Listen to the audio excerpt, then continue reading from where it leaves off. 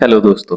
जैसा कि आप लोगों को पता है, रेड फोर्ट से 15 अगस्त को हमारे पीएम मोदी ने बहुत अच्छे अच्छे वादे और बहुत अच्छी अच्छी बातें करी थी, जिसमें से एक बात था दिमागी नक्सल। और इस समय ये वर्ड जो है दिमागी नक्सल सोशल मीडिया पे एकदम बूम पे है। बहुत लोग इस चीज को अच्छे वे से जस्टिफाई कर रहे हैं, बहुत लोग इस चीज को बुरे वे से जस्टिफाई कर रहे हैं, अपोजिशन इस पे अलग हंगामा खड़ा किया हुआ है। बट पीएम मोदी ने इसका कोई क्लेरिफिकेशन नहीं दिया है।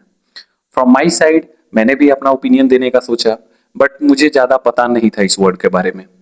एंड फिर मैंने थोड़ा सा रिसर्च करा इस वर्ड के बारे में, थोड़ा सा, ज्यादा नहीं बोलूंगा। एंड देन मुझे कुछ अच्छी बातें पता चली। अब ये मेरे साइड से तो अच्छी है, आपके साइड से कैसी है कैसे नहीं है आप बता देना कमेंट सेक्शन में। तो दोस्तों, आप सभी के टाइम को ना खराब करते हुए चलिए बात करते हैं दिमागी नक्सल्स के ऊपर में। इट इज अ वर्ड, सबसे पहले मैं ये बताना चाहूंगा। और दोस्तों, आई होप आप लोग बहुत अच्छे होगे, अपने अपने लाइफ में बहुत अच्छा कर रहे होगे।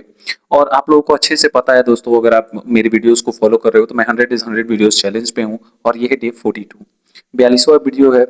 और मैं बताना चाहूंगा कि दिमागी नक्सल जो है ये पीएम मोदी ने 15 अगस्त को ही यूज करा था इस वर्ड का। बट इसका कोई क्लेरिफिकेशन नहीं है, ये कोई वर्ड, ये ऐसे बोल लो कि एक वर्ड है, इसका कोई लीगल या फिर किसी भी तरह का एग्जिस्टेंस नहीं है।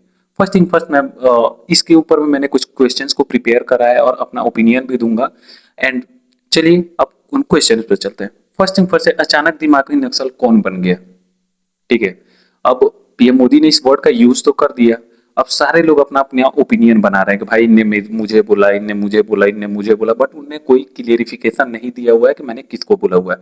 फ्रॉम माई साइड, दिमागी नक्सल वो उनको बोलना चाहते हैं कि जो लोग मेंटली इतना ज्यादा प्रिपेयर है, मेंटली इतना ज्यादा सक्षम है कि वो किसी भी चीज को बिना हथियार उठाए तबाह कर सकता है। वो हमारा देश हो, हमारा कोई भी काम हो, या फिर हम खुद हो। अगर आप लोग देख रहे होंगे तो हमारे देश में अचानक से बहुत सारी चीजें हैं, इलीगल गतिविधियां बढ़ गई हुई हैं। बहुत सारी चीजें ऐसी हैं जो कि कैमरा पे नहीं आ रही हैं, बैकग्राउंड में वो चल रहा है और बहुत बुरे तरीके से चल रहा है, और हम लोगों के लिए एज ए इंडियन वो बहुत ज्यादा हार्मफुल है, बहुत ज्यादा। तो आप लोगों को समझ में आ रहा होगा मैं क्या बोलना चाहता हूँ। सेकंड क्वेश्चन है कि, एंड एक और बात, इसमें कुछ की पॉइंट्स हैं मैं बताना चाहूंगा कि उनका कहने का मतलब ये था कि जो आर्म्ड नक्सल्स हैं, जिनके हाथ में गन है, उनसे ज्यादा खतरनाक ये लोग हैं। इसका जो दिमागी नक्सल है। अब दिमागी नक्सल के हाथ में गन नहीं है, इसका मतलब ये नहीं है कि वो लोग हार्मफुल नहीं है, वो लोग और भी ज्यादा हार्मफुल है। गन से आप सिर्फ एक दो 10 20 100 50 150 200 इतने बंदों को मार सकते हो, बट दिमाग से आप पूरे देश को खत्म कर सकते हो बिना एक भी गोली चलाए। और इसका सबसे बड़ा एग्जाम्पल हम लोग देखे हुए हैं मनी हाइस्ट में। बंदे ने ना कोई गोली चलाया, प्रोफेसर का आप लोग एग्जांपल ले सकते हो, बंदे ने ना कोई गोली चलाया ना कोई वेपन का यूज करा, but still he is the best thief in the whole series. He is the best person because of his mind and his presence of mind and his research and all. सारी चीजें उसके दिमाग में ही थी। Second question है, दिमागी नक्सल का मतलब क्या है? मतलब तो मैंने आप लोगों को बता दिया फर्स्ट क्वेश्चन में ही, बट फिर भी मैं बताना चाहूंगा दिमागी नक्सल का मतलब ये है, जो लोग मेंटली अपने आप को बदलना नहीं चाहता है। नार्सिसिस्ट सोच बोल लो या फिर जो भी बोल लो, कि वो लोग अपने सोच पे कायम है, उनके हिसाब से दुनिया जैसी वो सोचते हैं वैसी ही चलती है। थर्ड क्वेश्चन है, पीएम ने आखिर कहना क्या चाहा? पीएम ने इसका कोई क्लेरिफिकेशन नहीं दिया, उनने बस दिमागी नक्सल वर्ड का यूज करा है। एंड उसके बाद में कुछ नहीं। और उसके बाद में बस हंगामा हो रहा है सोशल मीडिया के ऊपर में, और सबको ही अपना अपना दुकान चलाने में लगा हुआ है, क्योंकि उनको चाहिए बस एक मुद्दा किसी भी चीज को खींचने के लिए। फोर्थ है, अपोजिशन ने इसका विरोध क्यों किया? चलिए थोड़ा सा इस पे भी बात कर लेते हैं कि अपोजिशन ने इसका विरोध क्यों किया हुआ है। अगर दिमागी नक्सल की कोई क्लियर लीगल डिफिनेशन नहीं है तो इसका इस्तेमाल किसके लिए किया जा रहा है? फ्रॉम माई साइड, अगर तीर कोई उड़ रहा है, मैंने अगर कोई तीर चलाया बिना किसी निशाने पे, तो वो कहीं ना कहीं जाकर के गिरेगा। जरूरी नहीं है कि आप वहां पर जाकर के अपना सीना लेकर खड़े हो जाओ कि नहीं भाई ये तीर मेरे सीने पे ही गिरना चाहिए। अगर कोई किसी वर्ड का यूज कर रहा है, या फिर कोई भी हो, हमारे पीएम ही हो या फिर कोई भी हो, एनी बड़ी, वो पोजीशन में हो अपोजिशन में हो, हर कोई किसी ना किसी को टारगेट करता है। आई नो, वी नो कि हाँ पॉलिटिक्स में ये इतना चलता है, और बहुत बहुत खींचातानी चलता है पॉलिटिक्स में। बट स्टिल अगर किसी चीज का कोई तुक नहीं बनता है, उसको आप अपने ऊपर ओढ़ रहे हो, कोई चद्दर अगर रोड पे पड़ा हुआ है, इसका मतलब ये नहीं है कि वो आपका है और आप जाके उसे ओढ़ सकते हो। बट स्टिल अपोजिशन का काम है अपोज करना, क्योंकि अगर कोई स्ट्रॉन्ग अपोजिशन नहीं होता है तो जो लोग सत्ता में होते हैं वो अपनी मनमानी कर रहे होते हैं। और इसका हम लोग बेस्ट एग्जाम्पल अभी देख रहे हैं। क्योंकि अगर अपोजिशन हमारा स्ट्रांग रहता, हमारे अपोजिशन की जो वैल्यूज होती वो स्ट्रांग होती, मोरल स्ट्रांग रहते, तो शायद हमारे देश का सिचुएशन इतना ज्यादा खराब नहीं होता। बट स्टिल हम लोग किसी को अच्छा किसी को बुरा नहीं बोल सकते हैं, बस अपना ओपिनियन शेयर कर सकते हैं। सारे लोग किसी के नजर में अच्छे हैं, किसी के नजर में बुरे हैं, किसी के नजर में वो लोग न्यूट्रल हैं। बट स्टिल हम लोग बस अपना ओपिनियन दे सकते हैं, क्योंकि फ्रीडम ऑफ स्पीच के तहत आप उतना ही बोल सकते हो, एक दायरे में रह करके बोल सकते हो। आप किसी को डिफेम नहीं कर सकते हो, आप किसी के नाम पे कीचड़ नहीं उछाल सकते हो, बट स्टिल आप अपना ओपिनियन दे सकते हो। फ्रॉम माई साइड ओपिनियन देना कोई गलत बात नहीं है, लेकिन हाँ वो एक दायरे में रह करके देना सही बात है। फिर असली कंट्रोवर्सी है क्या? तो फ्रॉम माई साइड ये है क्रिटिसिज्म वर्सेस नक्सलिज्म। ठीक है, अब इसमें क्या है, गवर्नमेंट का आर्गुमेंट क्या है? गवर्नमेंट का कहने का मतलब ये है कि माओइस्ट आइडियोलॉजी को प्रमोट करने वाले लोग सिर्फ इसलिए हार्मलेस नहीं हो जाते क्योंकि उनके हाथ में गन नहीं है। अब माओइस्ट कहने का मतलब क्या है? कुछ लोग अपने हक का लड़ाई करता है तो उनको भी नक्सली में ही गिना जाता है। कुछ लोग अपने फायदे के लिए नक्सली बन जाता है। बहुत सारा रीजन होता है नक्सली बनने का। आप किसी एक को ये नहीं बोल सकते हो कि भाई तू जो है वो गलत कर रहा है या फिर तू जो है वो सही कर रहा है। सबका अलग अलग होता है। बहुत सारे लोग ऐसे हैं जो अपने प्रॉब्लम्स को, मतलब क्या बोले, इतना ज्यादा वो लोग प्रॉब्लम से परेशान हो जाते हैं कि उनके पास में कोई ऑप्शन ही नहीं रहता है। बहुत लोग ऐसा होता है जो अपने फायदे के लिए उस चीज को, मतलब हथियार उठा लेता है, अपने बेनिफिट के लिए उस चीज को यूज करना शुरू कर देता है। और कोई भी चीज अगर पर्सनल बेनिफिट के लिए यूज होना शुरू हो जाता है तो वो गलत गलत वे में ही चला जाता है। और इसका मैं बेस्ट एग्जांपल देना चाहूंगा आप लोगों को महाभारत का, कि दुर्योधन ने जो चीजें अपने पर्सनल यूज में लेनी शुरू की, जब भी चीजों को उसने पर्सनल यूज में लेना शुरू किया, आप लोग देख लो क्या हुआ, कितना बड़ा मतलब क्या ही बोले विनाश हुआ है, या फिर इतना मतलब खून खराब हुआ कि कोई सोच भी नहीं सकता है। आज भी इतिहास उस चीज को बिलीव नहीं कर पाता है कि भाई इतना बड़ा खून खराबा हुआ हुआ था। मतलब आधे से ज्यादा पॉपुलेशन खत्म हो गया हुआ था पूरा दुनिया का। सोचो कितना ज्यादा नरसंहार हुआ होगा।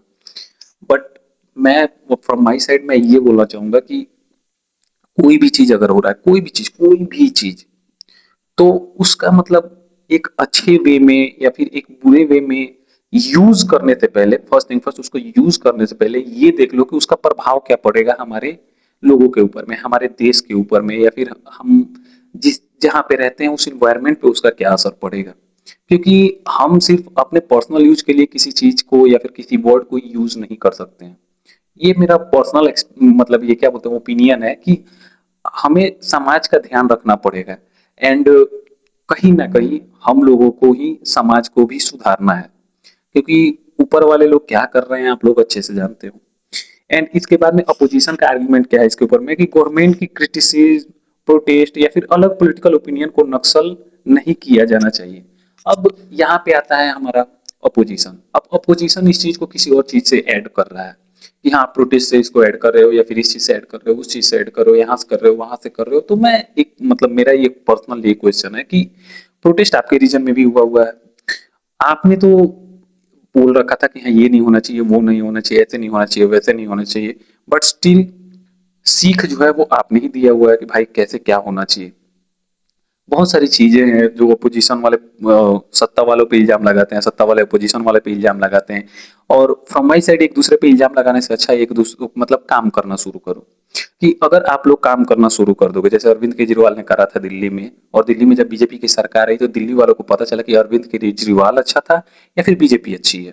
उन लोगों को अच्छे से पता चल गया, वो बहुत बढ़िया से पता चला हुआ है। तो अगर आप लोग काम करके दे रहे हो, तो फ्रॉम माई साइड या फिर फ्रॉम माई ओपिनियन, अगर ये लोग अपने आप डिसाइड कर लेगा कि कौन अच्छा है कौन अच्छा नहीं है। मेरे ख्याल से सरकार बदलना जरूरी है, बट हाँ सरकार उसके हाथ में दो जो उस लायक हो, सरकार उसको चलाने को दो जो उस लायक हो। अभी मैं अगर बात करना चाहूंगा तो फ्रॉम माई साइड मेरे ख्याल से अभी के टाइम में, मतलब एज ए बिहारी मैं बोलना चाहूंगा कि प्रशांत किशोर से अच्छा मेरे नजर में अभी कोई नहीं है, फिलहाल में कोई नहीं है। अब वो चेंज भी हो सकता है, ये ओपिनियन मेरा।